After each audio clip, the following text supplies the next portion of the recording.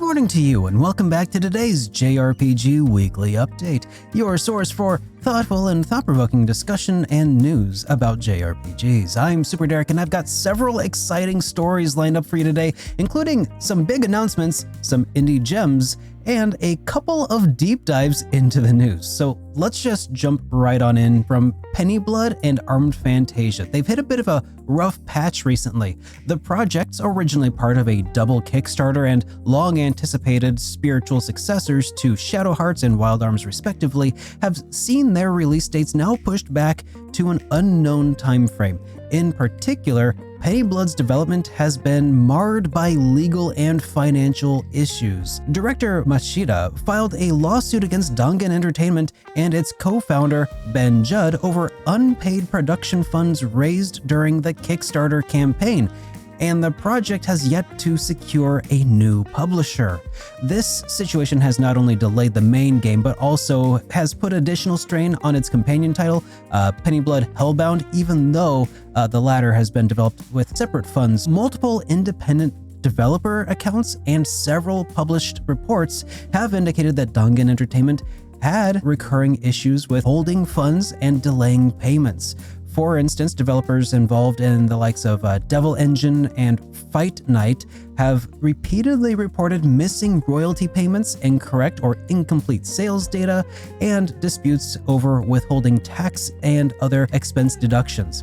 While Dangen's management has often attributed these delays to bureaucratic challenges such as complications with Japanese paperwork and internal miscommunications, the accumulation of allegations from multiple sources now suggests that this is not an isolated incident. The publisher has faced several public accusations over the years, and even after changes in leadership, concerns over how funds are being handled persists. This troubling track record has led many in the indie development community to remain skeptical about partnering with them. While Armed Fantasia appears to be progressing more smoothly, the delay in PennyBlood is having a ripple effect on the overall timeline for the double Kickstarter projects. Despite the setbacks, the development team remains committed and continues to seek a resolution through legal channels and alternative funding avenues. However, these issues clearly signal deeper challenges, and while not outright cancellations, they do cast significant doubt. While the update shows that the team is fighting to keep the project alive, it is a sign that the road ahead is still very uncertain for PennyBlood and its related titles. This is what I thought was gonna be the top headline today. Chrono Trigger has celebrated its now 30th birthday on March 11, and yes, we are all very old now. And Square Enix has marked the occasion by teasing a variety of projects over the next year that go beyond the world of the game. Fans have immediately begun hoping, of course, for a remaster or HD 2D remake, but so far only a musical live stream has been officially confirmed. That hasn't stopped the community from daydreaming about possible new game announcements and such. 3 decades after Chrono Trigger, it still tops many people's greatest RPGs lists, and the love for this classic has not really faded at all. In anybody's estimation. Squaresoft's legacy with Chrono began with the groundbreaking release of Chrono Trigger in 1995, a game that emerged from what Square called the Dream Team, and this legendary group included Hironobu Sakaguchi, the creator of Final Fantasy, Yuji Horii, the mind behind Dragon Quest, and Akira Toriyama, the famed Dragon Ball manga artist who recently, well, I guess it was about a year ago, passed, unfortunately.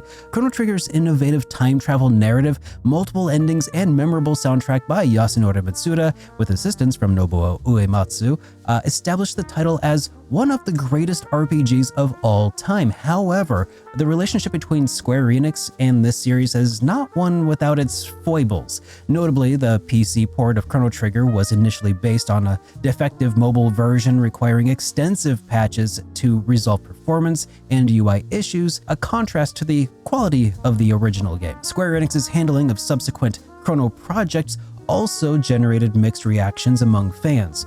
Chrono Cross, the sequel to Chrono Trigger, was met with disappointment on platforms that it was ported to, like the Nintendo Switch, where performance issues further soured player expectations until several successful patches finally addressed these problems.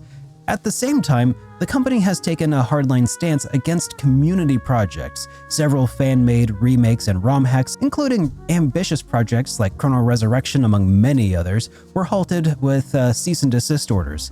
Additionally, the mysterious trademarks Chrono Break hinted at potential sequels that ultimately never materialized, leaving many fans like me heartbroken and wondering if the series would ever be truly continued. The reluctance to further the series compounded by the disbanding of the original Dream Team.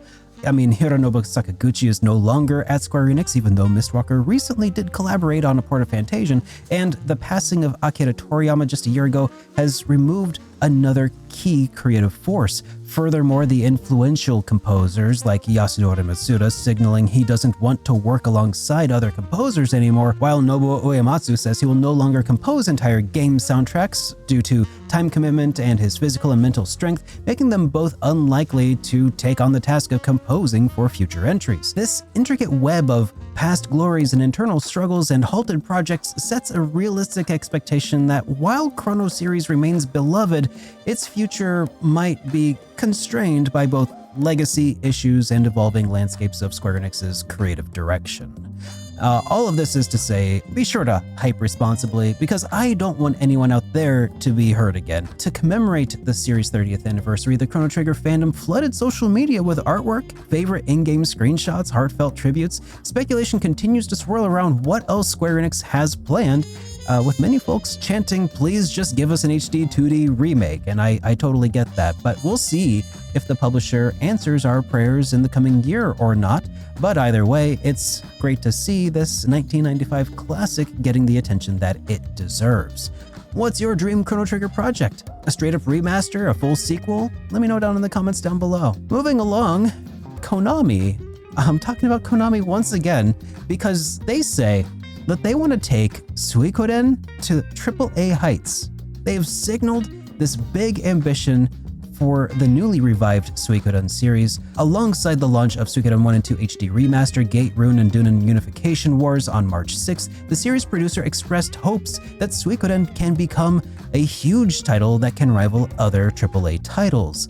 This bold statement, made as Konami rolls out a new Suikoden 2 anime adaptation and even a mobile spin-off game, Suikoden Starleap, indicates that the company is intent to expand Suikoden beyond its cult classic status. Fans are excited to see the 108 Stars of Destiny shine again, but many hype responsibly given Konami's patchy track record in recent years. The Suikoden 1 and 2 HD Remaster has been well received as a faithful update to the two JRPG classics, sparking hope that strong sales and fan support could encourage Konami to greenlight a real new entry. However, rebuilding trust won't happen overnight. Despite some very shady rumors about the company's early beginnings, Konami was an absolute powerhouse in the gaming industry during the 90s and early aughts, celebrated for its classic franchises like Castlevania and Metal Gear and Ganbare Goemon and Suikoden and so many more. They consistently delivered high-quality titles that defined genres and captured the imagination of players worldwide.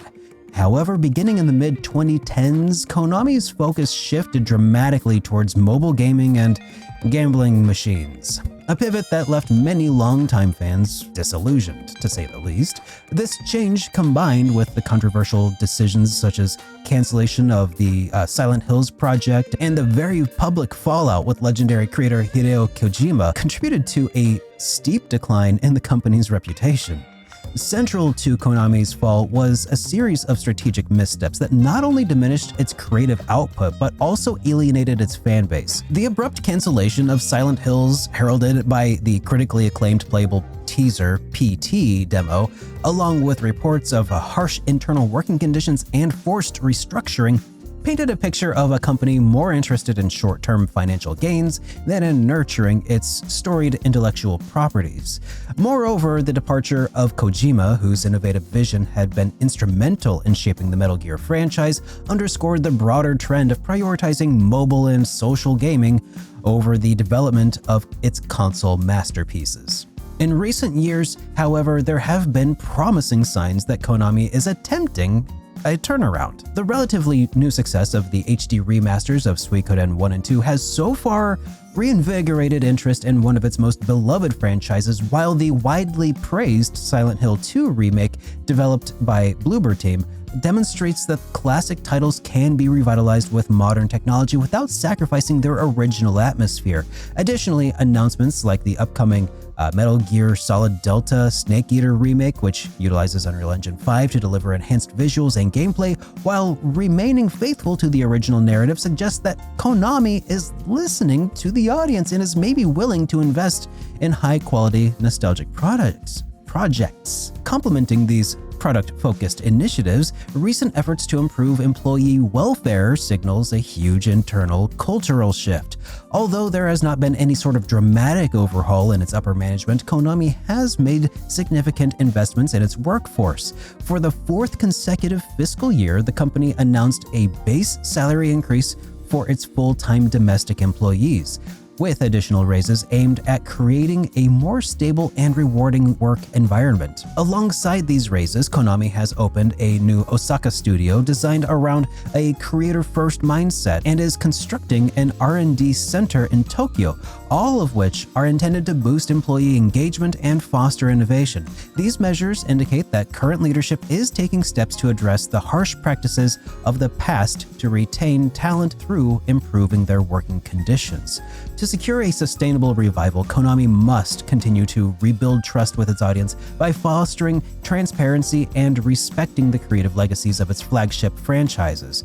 Reinvesting in in-house creative talents or forming strategic partnerships with renowned external developers, maybe Kojima again, could ensure that the future titles blend innovation with the narrative depth that fans expect. For instance, the continued reboot of the Suikoden series should honor the rich storytelling of the past while incorporating modern gameplay mechanics and production values to meet the standards of today's AAA market. Konami may yet regain its position as a leader in console game development and restore the goodwill to its long-standing fan base, but this will undoubtedly take time and consistency. Audience trust and goodwill erodes so much faster than it can be rebuilt. Now, while Konami is reviving Suikoden and even dreams of making it a AAA franchise, are you an optimist about this revival, and what would you like to see in a potential new AAA Suikoden game? And what do you think Konami needs to do to earn back the JRPG community's trust? Next up, Atelier Yumia, the Alchemist of Memories and the Envisioned Land, this is the latest in Gust's long-running Atelier series, is technically not even out yet until next week, but reviews have dropped early and the buzz is pretty strong. Multiple outlets report generally favorable impressions, about a 81 out of 100 on Metacritic so far. Critics describe Yumia as another excellent release from one of the most consistent RPG series today, praising its narrative and the refinement to combat and alchemy systems. In short, Atelier Yumia seems to be successfully freshening up the series' formula without losing the charm.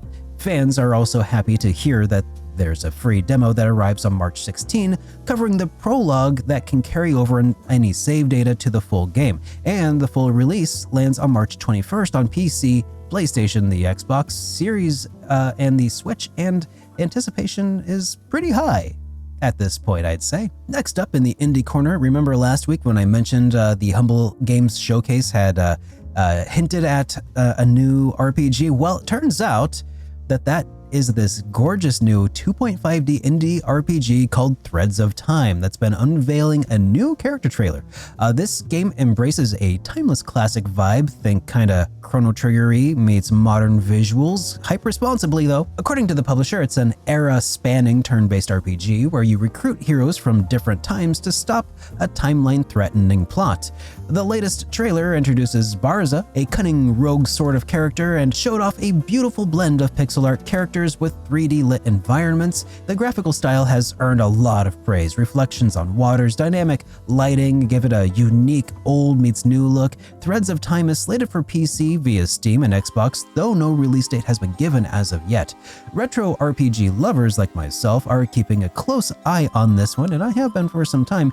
The buzz in the comments sections have been very positive overall, with some calling it a potential indie Chrono Trigger in spirit. But again, let's try our best to keep those expectations in check. As beautiful a game as this is, and it is beautiful, and as awesome as I'm sure that this game will be, do not expect a Chrono Trigger game.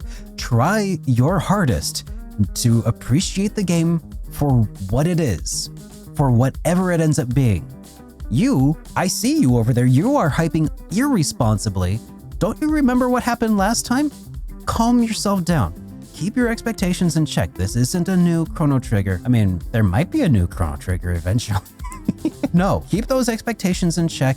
Hype responsibly, remain zen, and whatever we get, even if it doesn't fulfill your deepest desires for a new Chrono Trigger game, just accept it for what it is and try to enjoy it. Let's keep this awesome indie train rolling, because My Familiar is an offbeat retro-style JRPG that blends some turn-based combat with a buddy cop isekai narrative that evokes the surreal humor of Earthbound and the strategic flair of Paper Mario. Developed by Chinsey Inc. and published by Something Classic Games, the game features vibrant pixel art, a quirky cast of characters from a self-loathing party foul to a luchador duck, and a darkly humorous urban setting in Wish City. The demo is currently on Steam. It offers a taste of flashy over-the-top battles, set against a backdrop of satirical storytelling. Now, with a full release slated for Q4 2025, My Familiar is inspired by classic JRPGs and steeped in 80s and 90s pop culture. The developers are actively engaging with the community, refining gameplay mechanics and narrative elements, ensuring that the title remains both nostalgic and fresh, like as in Prince.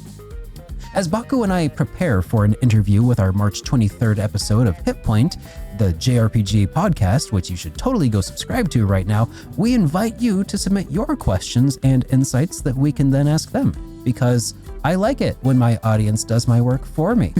Have any indie or low-profile RPGs caught your attention recently? Perhaps My Familiar demo or the upcoming Seed of Nostalgia? What is it currently that is drawing you to these new indie RPGs versus the big AAA titles? Let me know in the comments down below. In SuperDerek news, I want to let you guys know, because you're on this journey with me as I am with you. Turbo is steadily recovering from his recent back surgery for his intervertebral disc disease, or IVDD. The best news, though, is that he's making consistent progress. He's even managing to sleep through the night now, which is hugely important. Also importantly, he has passed a very critical phase where myelomalacia, a serious and often fatal complication, I think it's actually just entirely fatal, might have developed even post-surgery. We're past that window, though. Thank God. I didn't want to talk about it last time because there was that anvil just hanging over my head the entire time. We're past the worst case scenario there. If you're not familiar with IVDD, and if you have a dog, it's important to be alert about it, because IVDD is mostly common in breeds with elongated spines like dachshunds and corgis, though it can occur in other dogs as well. My Turbo, he's a bit of a mutt. He's a mix of a blue heeler and basset, we think. Not entirely sure, though it can occur in other dogs as well. So watch for early signs of back pain or mobility issues. As a quick reminder for all dog owners, preventative measures such as using ramps for getting on and off furniture, limiting high-impact jumps, and seeking veterinary care at the first signs of discomfort can really make a big difference. Give your fur baby an extra hug today, guys. Let Turbo's recovery remind us all to keep a close eye on our pets' spinal health. The SuperDerek community Discord is also undergoing a bit of a revamp right now to be more community-driven. In my downtime, I've been setting up new channels dedicated to sharing JRPG news, restructuring things, setting up areas for fan projects and highlighting discussion topics. This means you can directly contribute to next week's JRPG Weekly update by posting any cool announcements or stories that you come across, and the community can actually vote those up in the Discord. My goal is to make the JRPG Weekly update a bit of a collaborative effort, speaking of having my audience do my work for me. A news hub by the community for the community. So if you haven't already, come on in and join the Discord. There's going to be a link in the description, and help me out with the next big JRPG scoop. In fact, today you can thank viewer Freddy Ken for making me aware of the PennyBlood and Armed Fantasia news while I was already pretty much done drafting the first draft of today's script. Lastly, a quick note on content. Videos are still coming, albeit a lot slower due to the turbo situation. I'm planning to resume Twitch streams once wrangling turbo can be achieved a little more passively. Is a very hands-on boy right now. Hopefully in maybe a month or so, maybe sooner. I can't wait to get back to streaming and spending time with the community again. In the meantime, the focus though is going to be getting well, both for turbo and myself, because I could definitely use some more sleep. But thank you for your understanding, everybody, and stay tuned for more community-driven content soon. Moving on, we have updates and DLC for some games that already are out, including Eiyuden Chronicles 100 Heroes, the Suikoden spiritual successor, is receiving its second post-launch story DLC entitled Chapter of Seign.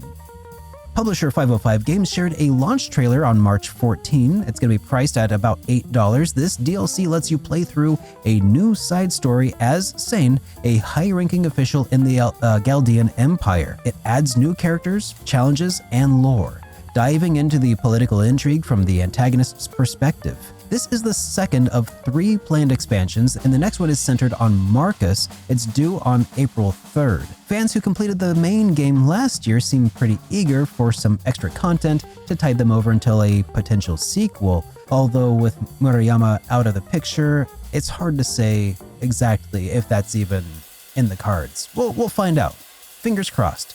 Now, in addition to a free demo mentioned earlier, Koei Tecmo have announced a charming bonus for Atelier Yumia. The game is going to receive a crossover costume DLC featuring a character outfit from Tales of Grace's F Remastered as a free download. Now, this kind of collaboration is pretty common in the JRPG sphere. Fans love dressing their alchemists and waifus and adventurers and nods to other series, and it's not huge news, but it is a nice little fun treat. Yumia can don a costume inspired by Asbel, I hope I'm saying that right, the protagonist of Tales of Grace's F. I never played it, celebrating Bandai Namco's remaster of that classic. The DLC will release sometime after Yumia's launch, and an adorable promotional illustration of Yumia and Asbel together was shared to announce it, delighting fans of both franchises. Now it's time for today's JRPG 10-day forecast, starting off with Xenoblade Chronicles X Definitive Edition. This is Monolith Soft's expansive Wii U RPG that is making its long-awaited debut on Switch next week on March 20th. In true modern fashion, the game leaked online a week early, leading the community moderators to issue spoiler warnings. The Xenoblade Chronicles X subreddit announced the leak and banned any discussion of new content until the launch date. Nintendo Life notes that while this is a remaster, it isn't just old news. There is new story content and wider narrative ties that fans won't want to have spoiled. Hype is building, but hype responsibly. Just mind the spoilers and, avoid all of that stuff. On March 21st, then, as mentioned before, Atelier Yumia is just around the corner. Pre-release buzz is fueled by the glowing reviews and playable demo dropping this weekend. Longtime Atelier fans are excited by the developer's comments that Yumia represents a new era for the franchise, a more modern open-world take that can attract newcomers without alienating veterans. And the game's publisher also did that whole DLC crossover with Tales of Grace's F, which is pretty awesome. The demo and this collaboration have only increased the overall chatter on social media as fans swap impressions of Yumia's world and Gust's bold new direction. Let's go ahead and wrap things up today with the comments from last week that caught my eye. First off, this one came from Daryl Cross. It's a very long comment, but it starts off with, I don't think there's any one-size-fits-all solution to the question of whether game developers should stay at the developer level or move up to the management chain. And I wholly agree with this. There were several comments last week that kind of touched on this, and I think it's because I asked the questions. But the reason that I was so interested in talking about this is because I was talking to some people. If SuperDerek, if this channel ever got big and I had like 1 million subscribers, first thing I'd do is hire an editor so I don't have to edit videos anymore. I could just record them, send them off, boom. But I would still want to be in like a creative capacity, involved in every step of the way, except for maybe editing and maybe having some help putting together the news stories for me to talk about.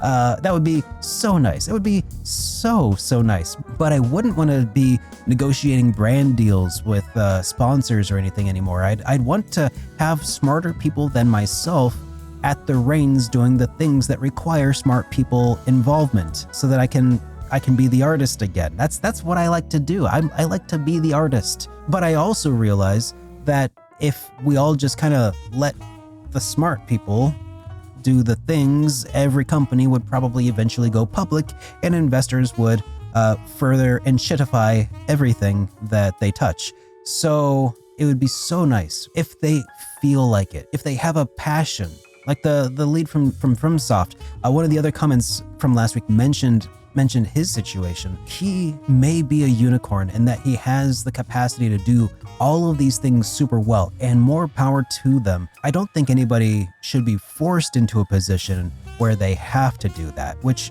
feels like what happened to Yoshi P. Moving along from Sheldon Frederick, they said, according to Kulgan, a Suikoden specific YouTuber, Starleap's gacha system won't actually affect the story or your ability to recruit 108 characters. Apparently, the gacha system is only being for recruiting extra bonus characters from like previous games, and if that's true, they are okay with that. And honestly, I think I am okay with that as well. I'm cautiously optimistic about the game. I am trying my best to hype responsibly. As you can tell, I have my shirt on. It reminds me every few minutes I look at the screen to try and stay grounded, feet on the ground. And there is, and I tried to be careful with my words last week, there is a difference between gacha mechanics and predatory gacha mechanics. There is a difference because people play Pokemon cards, and people buy baseball cards and basketball. Well, I think they used to at least. But here's the thing, like, you don't know what you're gonna get, but you spend money, you put it in, you get a mystery box. That is essentially a form of gacha, right? Where is the line between gacha and predatory gacha? And I think that ultimately that's going to come down to like pay to win mechanics and how addicting it is designed to be to buy all of the characters that you want, or like pay to complete the game. Like if you had to buy all 108 Stars of Destiny, for instance, that would obviously be very bad.